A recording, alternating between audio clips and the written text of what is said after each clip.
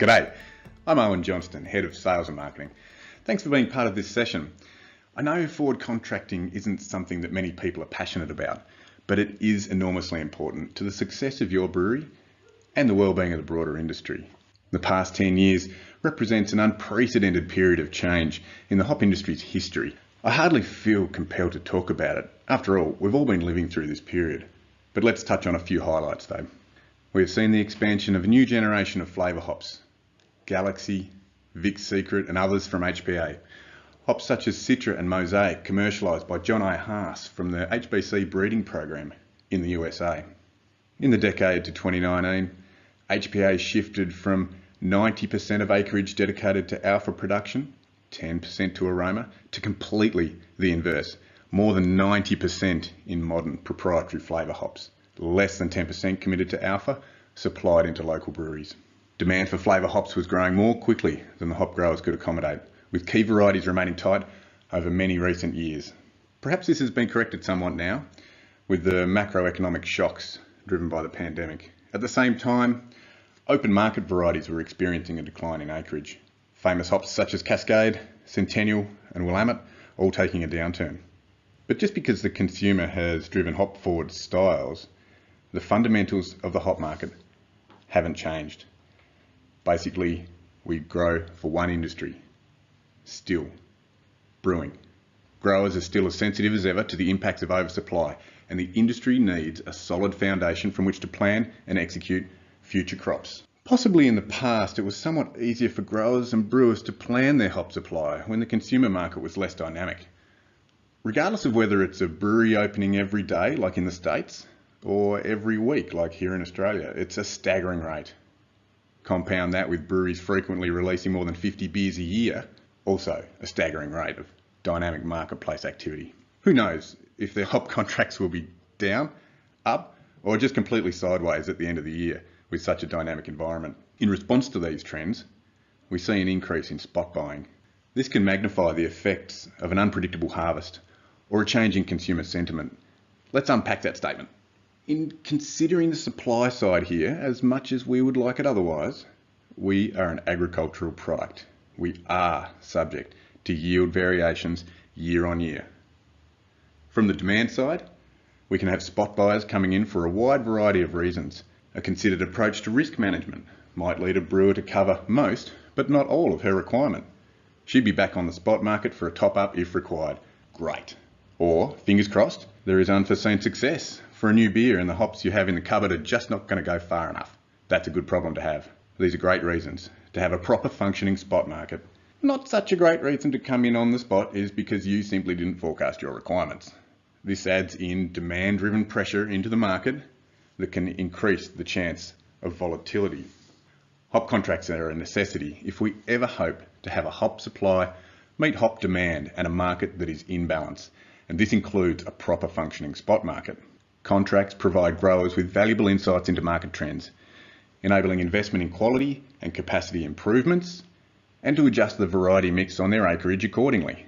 These factors are clearly mutually beneficial, and they allow growers to successfully support brewers. By entering into a hop contract, you are supporting a broader industry by helping prevent shortages and long positions, and at a worst case scenario, the discontinuation of a variety that isn't backed by contracts. Contracts create more certainty and stability in the supply chain. A hop contract is a legal document where two promises are made. It's potentially an obvious point, but an important one to make. A contract is a two-sided agreement. A brewery promises to take possession of and pay for specific varieties and volumes. A supplier's promise to provide those hops available for call-off. In HPA's case, to provide means the full gamut of activities from breeding, cultivating, harvesting, pelletizing, to warehousing and logistics. There is no perfect time to engage with your supplier in contract discussions. Conversely, perhaps any time you are reviewing sales forecasts or recipe changes, for example, that will impact on your hop requirement, this is the right time to pick up the phone and have a chat. If you have an impression of what the normal range of pricing for a variety is, and you get good advice about availability, you are immediately in the box seat to decide if it's the right time to contract or not. Best practice is to take a contract for a full 12-month period for your hops that the brewery uses most often or most predictably. We frequently see 3 to 5 years forward when beer lineups are mature or stable, allowing accurate forecasting. And use of the spot market is reserved for one-offs and to cover unexpected demand. Accurate forecasting is important to prevent brewers assuming more obligation than needed, which can lead to contract reworks or the brewery attempting to sell on a secondary market, both of which are somewhat inefficient. The information in this slide is loosely based on the information presented by Terry Farrendorf in The New Brewer back in 2011, nearly 10 years ago now, but still relevant where the ability to forecast your requirements exists. We recommend the following approach where brewers can accurately forecast and the availability of a particular hop is okay. If you are being told a hop is tight or under demand pressure and likely to be sold out or waitlisted, take action beyond what is shown here. The Brewers Association published an article by supply chain specialist Chris Swersey in May of 2020, focused on communicating with your hop suppliers. It's a short read, which makes it perfect for me. In reference to accurate forecasting, he notes that the US hop inventories are at their highest ever recorded levels. He comments that it's absolutely critical the brewers are actively forecasting and communicating adjustments required to their hop suppliers in a timely manner. This rough planner is for the HPA production cycle. With harvest in March each year, the northern harvest is simply offset 6 months from this. Let's start in March, where harvest is underway, and by the end of harvest, we are looking to move from projected yields to actual results. With actuals now available, post-harvest, we can begin to allocate volumes to contracts and establish what quantities might be available for the spot market that year. By the end of May, the current crop is becoming ready for dispatch. We are already commencing planning for the next harvest. This planning phase is a critical moment for aligning the variety mix with our market intel and the contracts we are holding. What stays, what goes, what gets additional acreage is all fundamentally informed by the contracts we hold and the capacity constraints on the farm. From July on, contracts are normally still open for crop 2022 and forward, subject to our overall contracted position on any given variety. Typically, on the eve of harvest in February of 2022 for this example, we'll cease contracting and have a spell until harvest is in the bale once again and the contracting calendar starts over. HPA sees fulfilment of contractual obligations as absolutely mission critical. We reserve 15% of projected yields uncommitted to sales contracts. This allows for yield variance and ensures we always deliver on our promise. We know overall production, brands and recipes are always changing, so we figure contracts should be reviewed and adjusted regularly. We've touched on a few situations where changes can be trouble for hop supply, so if you're planning for growth, check in often and top up as required. If you're in the situation where you are experiencing stable demand, consider Terry's planner and maintaining a rolling cycle of base load and top ups progressively. A few too many hops? We've all been there. Get in touch to explore your options. We can often help more than you think. After all, it is literally our full-time job connecting supply with demand. Find suppliers that work for you and your business. It's normal for breweries to have more than one supplier. Each supplier will offer a mix of price and other contract terms, so find the best fit for you. And as a final pitch on the virtues of contracting, to not contract is the highest risk strategy in supply chain and could leave you faced with unpleasant choices if hops aren't available. Thank you very much for joining me for this session, and we're going to go straight into live Q&A with Dave Baxter, GM of Direct Procurement for the Asahi Australia Group, including CUB.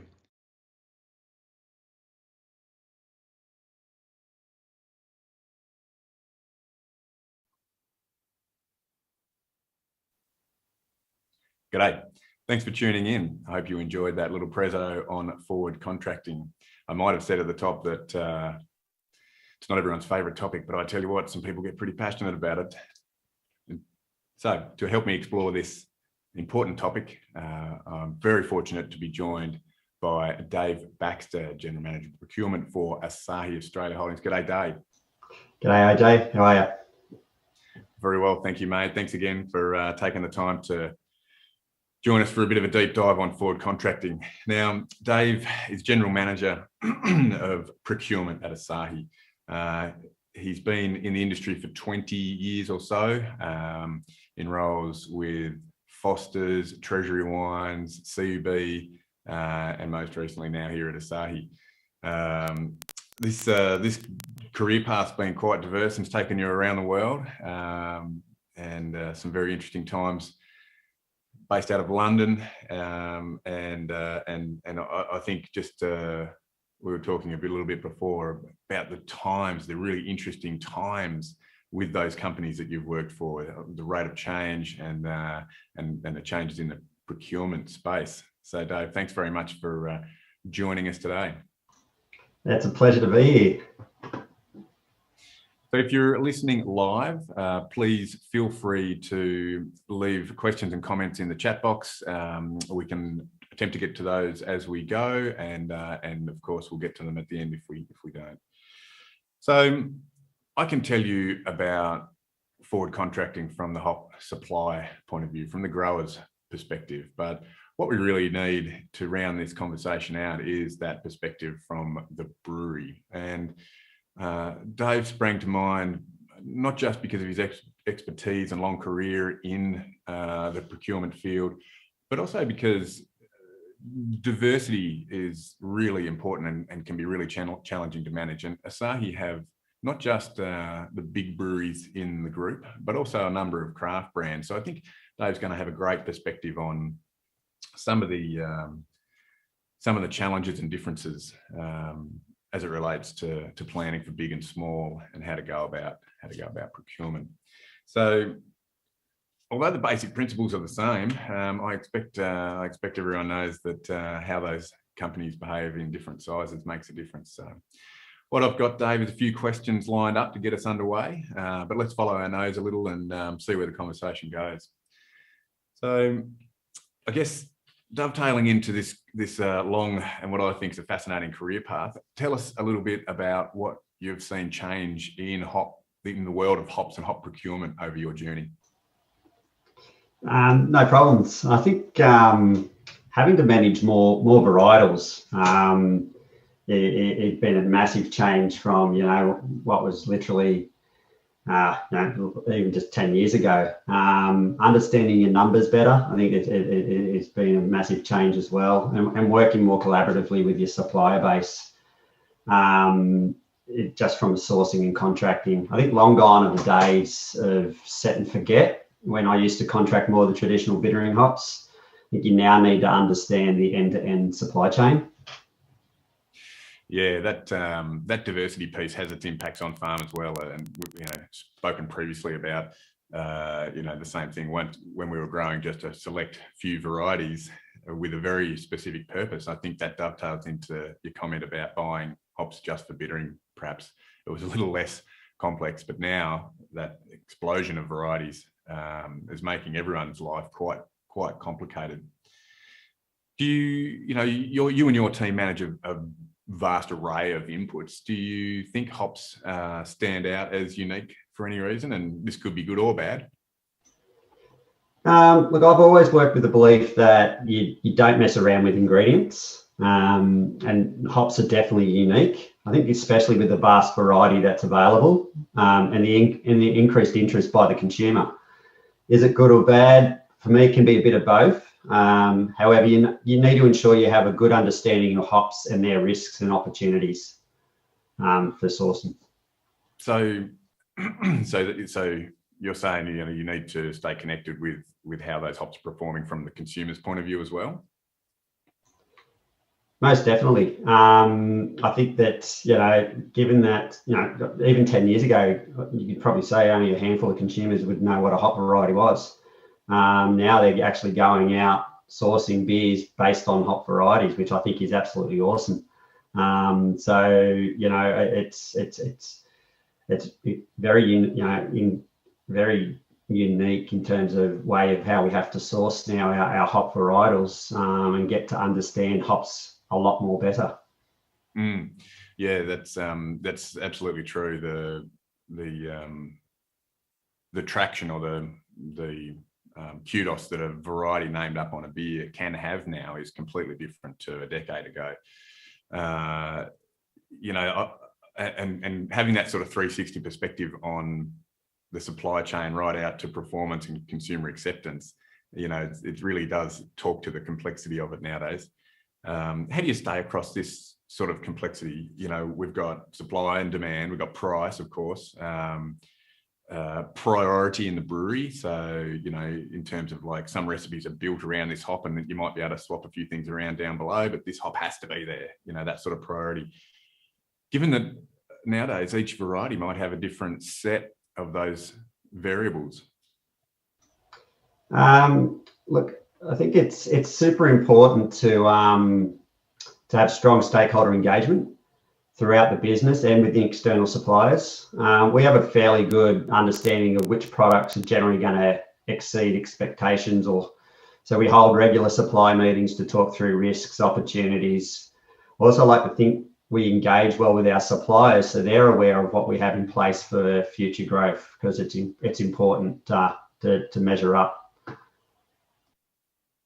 So that piece around, you know, having, and you mentioned at the start, knowing your numbers, being across your numbers more, and being able to chart the course of a particular product, a particular SKU with a hop makeup in its recipe, and being able to communicate that to stakeholders, internal and in the supply chain, to ensure that a hop supplier can go with you. Yeah, correct. Yeah, look, a big piece is planning and comms. Failing to plan is planning to fail. And yeah, if you can't communicate it properly, you know, internally with your sales teams, your planning teams, production teams, and then also with your suppliers, it makes it very hard to grow. Yeah, and I guess that the whole system, that whole ecosystem there gets pressurized by the fact that that beer might have a hop named up on the label. Now, in that situation, you know, we've spoken about the diversity and moving away from basic bittering. Now, HPA's story has been told quite well. We have pivoted our acreage entirely away from growing bittering hops now. We're 100% focused on our modern flavour and proprietary varieties. That story itself isn't that unique. We've also seen information out of the US growing base where they used to be 75% alpha, 25% aroma. That's now flipped. And although the number escapes me at the moment, the percentage of that aroma base that is proprietary varieties is also now very high. It's probably not the HPA situation. We're a little bit different, but you know, I say in this way where you've got proprietary material from hop growers, plus hops being more in the consumer's mind and even named up on individual beers. What do you see the future of proprietary hop varieties looking like? Well, you only need to walk into your local to see how much this has changed and the amount of choice the consumer has. So look, I totally get it when a hop supplier wants to protect their varieties. When you develop something like Galaxy, of course you want to protect it, but I'd love to be able to source it everywhere. Well, yes. However, I guess if it was readily available, would it be as popular? However, look, does it influence the approach to a certain degree? Yeah, I think it does, but it should never stop you. I don't see it as bad for brewers. I think, you know, if you look at the wine industry, although not proprietary, they deal with limited supply all the time. So you make what you can, you ensure you have good planning programs in place and also key relationships with your suppliers. Yeah, it's an interesting analogy, and yeah, I think I'm probably a little biased, but I think it's understandable why a grower would try and protect its IP around a variety, and certainly you see that across agriculture, modern agriculture nowadays. From the planning perspective, do you think the proprietary hop piece influences the guys tasked with NPD? Because the way I understand it, a lot of the time on the bigger end of town, NPD teams are almost working with marketing more, and the procurement piece comes in later. Do you seek to manage the NPD or temper their pursuit of the next great liquid with a nod to proprietary varieties and access and price and all those things? Yeah, look, it's a good question, and you're right. It's generally we come sort of further down the track when an NPD's been looked at. That said, what we want to try and do within our organisation is start having programs in place to understand what is the next galaxy, and that would then initiate what could be the next NPD. So there's other work that we do in the background to, I guess, help NPD come to life. Yeah.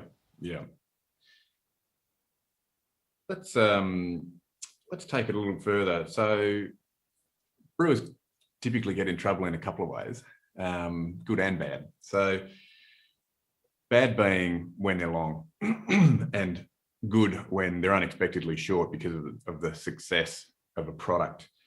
Can you shed some light on how you handle unexpected success? Let's focus on that for a moment. Yeah, look, it's a problem, a good problem to have, but it is a problem. Again, look, you need to ensure you stay close with internal stakeholders within your business. It shouldn't be a surprise that a particular product has a unique hop and that it has limited supply. However, it does happen. And it also cements the reason you need to have good stakeholder relationships with your suppliers. So when you do have to make that call and see if there is any volume available anywhere, you might get lucky. However, I also think there needs to be more education with our customer base as well, not consumers, but our customers, so that when you do sell a beer that it has a unique hop varietal, they're fully versed on the potential limited supply, which helps make the conversation easier when you're unable to supply after really high growth. Yeah, so that yes, important distinction. Your customer different from the consumer, so that they understand that this product's going to roll out into the sales network, whether it's a little differently from a beer that is unfettered access. Yeah, definitely. We focus a lot of education on consumer. But that middleman, that customer that's purchasing to sell to those consumers may not have the same education on limited supply or unique hops. For sure, absolutely. And I guess the proprietary theme winds its way in here as well. Do you, any brewing company doesn't want to hold up the volume expansion of a good brand that's growing rapidly, going to be a really successful thing. Do you think the ability of bigger breweries is hampered in recipe flexibility? Little brewers, I feel, are more agile and may well be able to flip their recipes. Yeah, yes, to a certain degree, yes. You are limited if you do have a unique or proprietary hop, and you can only get X amount. It does limit your capacity to be able to put through those bigger breweries. So it basically goes back to planning. You just got to make sure that you've planned for that growth accordingly. And am I just being naive? Is it different in small breweries? Do you think they are under the same pressure or less pressure to deliver that hop forward consistent profile every time?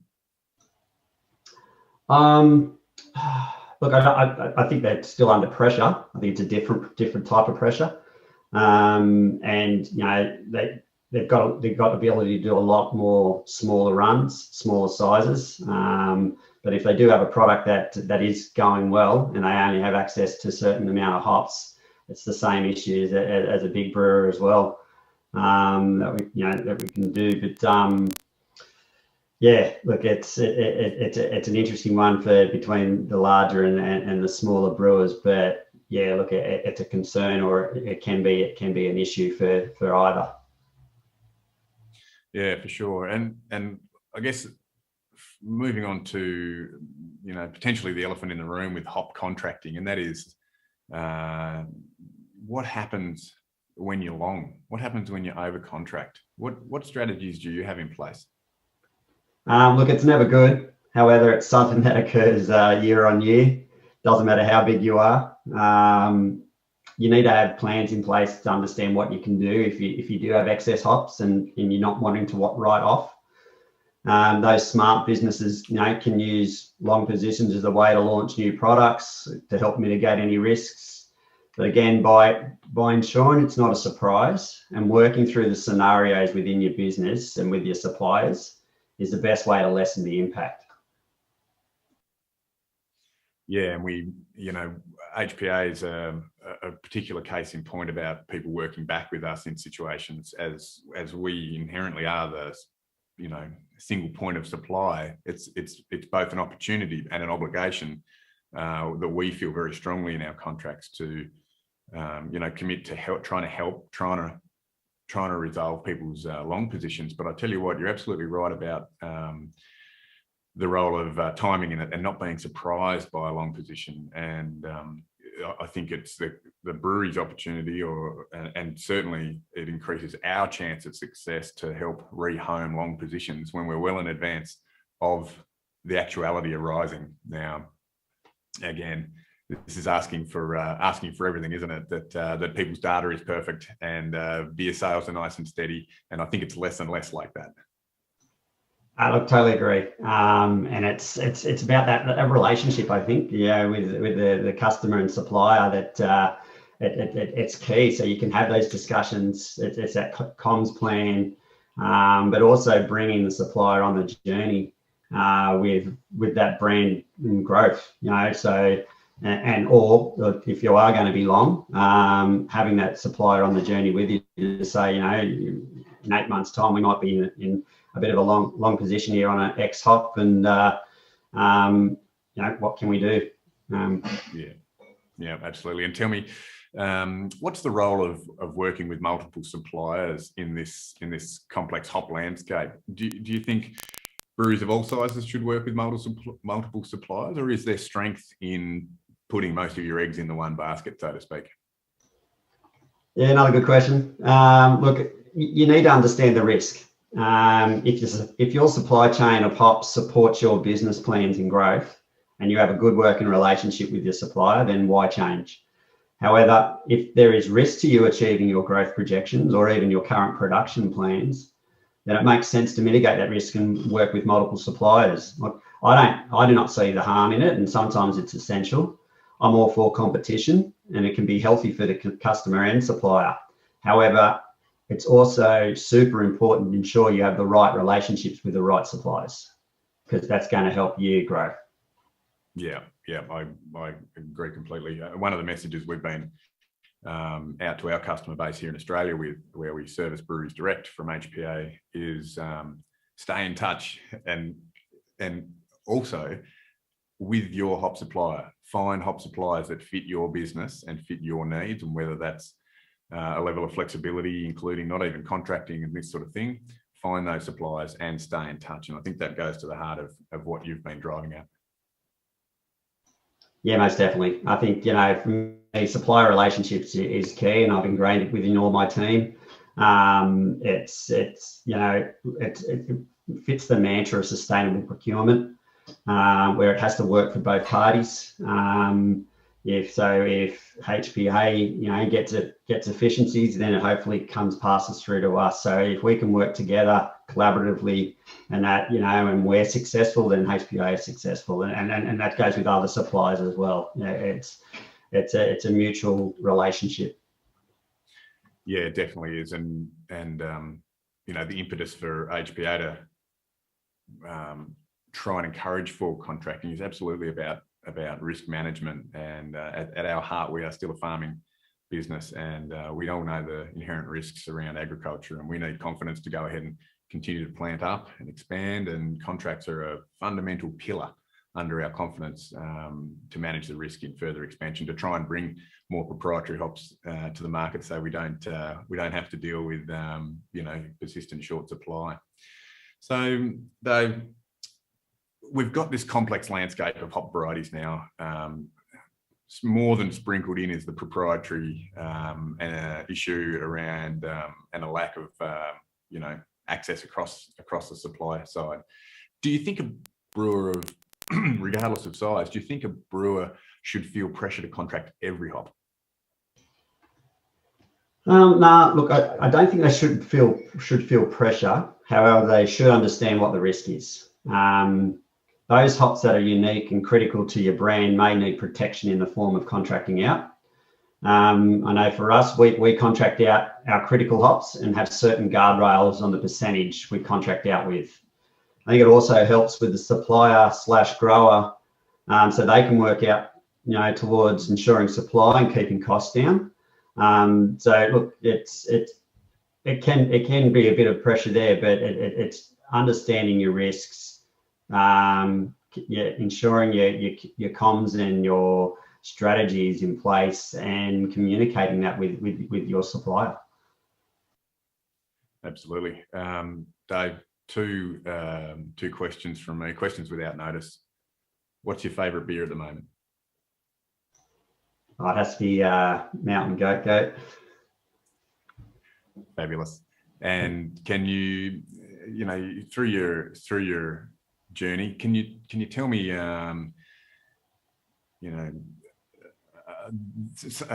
moment in time, a relationship, a supply piece executed well, that you're super proud of, that sort of encapsulates what we're talking about here. It's, where you've had success with planning and execution, and relationships were important. Is there any, and it doesn't have to be HPA or even hops, is there any situation there that springs to mind? Oh, I think, look, just recently you might have seen some media coverage on what Asahi's doing with barley, and going direct to growers. And I think that's a really important program that we've just put in place. It's about sustainability. It's about understanding where our agricultural products come from and working with growers. So for me, I'm super proud of what we've initiated late last year and into this year and in the future for sourcing barley within Australia. It's something that everyone in my team and within the Asahi organisation should be proud of. Yeah, I've been keeping up with that in the press, and it is a fantastic story, and it does it does tick a bunch of those boxes. Coming closer to the agricultural base and mutual understanding between supplier and farmer, and an opening of new communication channels to stay aligned for the long run, which is all about what our attitude to farming and working with our customers is. Dave, thank you so much for joining us. We ask a lot of our audience to stay with us for a half-hour chat after a 10-minute presentation. I really value your insights, and thank you for making yourself available to share your experience with our audience. I'm sure this will become one of our most watched presentations. It's a pretty hot topic out there in hop land. Not a pleasure. It's my pleasure, mate. It's been great to have a chat with you about it.